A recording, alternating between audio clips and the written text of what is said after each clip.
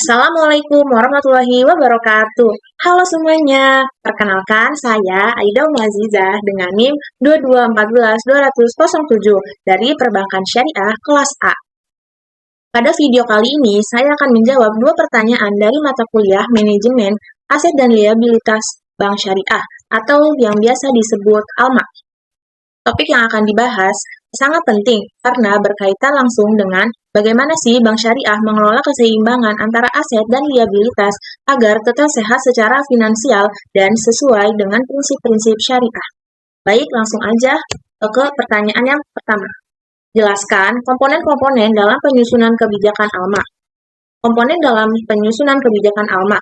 Komponen yang dipergunakan dalam menyusun kebijakan ALMA adalah yang pertama yaitu ada Foreign Exchange Management, yang kedua Net Open Position, Gap Management, Risk Analysis, pengendalian Cost of Fund.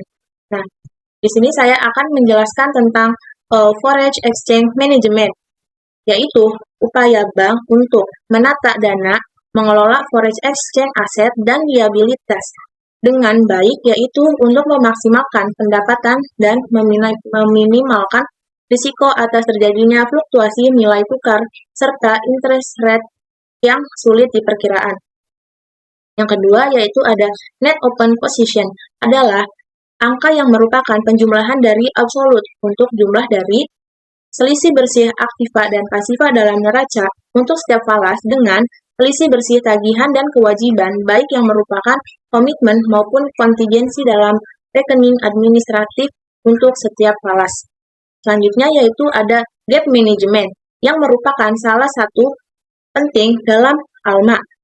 Berbeda dengan komponen sebelumnya yang menganalisis posisi account dalam neraca dan rentabilitas bank dari perspektif yang statis. Dalam gap management, kedua aspek tersebut dibahas dalam perspektif dinamis. Akan terjadi risiko atau keuntungan yang dapat diperoleh, dikaitkan langsung dengan terjadinya perubahan-perubahan yang dinamis dari tingkat margin bank. Selanjutnya ada risk analysis. Risk analysis adalah risiko-risiko yang dihadapi oleh bank. Ada 8 risk bank yaitu yang pertama kredit, pasar, likuiditas, operasional, hukum, reputasi, strategik, dan kepatuhan. Selanjutnya yaitu cost of fund atau COF. Merupakan salah satu alat pengendali ALMA bank melalui pengendalian COF karena COF akan menentukan besaran base lending rate yang dan beberapa margin atau spread yang diperoleh bank. Nah, selanjutnya kita masuk ke dalam pertanyaan yang kedua yaitu aset dan liability management dianalogikan seperti apa sih pada tubuh manusia itu?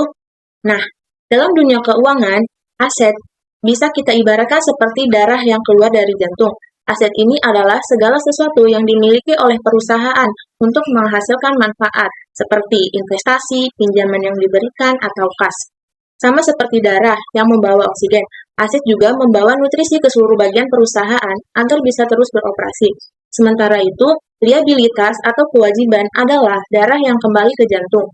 Ini mencerminkan segala utang atau kewajiban yang harus dibayar kembali oleh perusahaan, sama seperti darah yang kembali membawa karbon dioksida dan zat sisa yang perlu diolah ulang.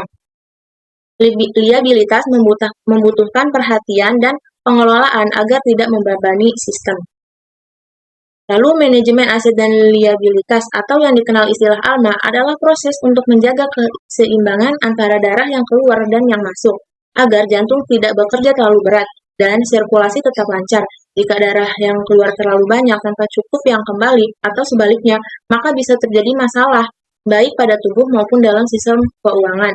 Nah, kesimpulannya, aset dan liability management berperan seperti jantung yang mengatur aliran darah, menjaga keseimbangan antara pengeluaran dan pemasukan darah agar tubuh tetap sehat. Dalam konteks keuangan, hal ini menjaga stabilitas keuangan. Baik, terima kasih dari saya. Mohon maaf bila ada kata yang salah.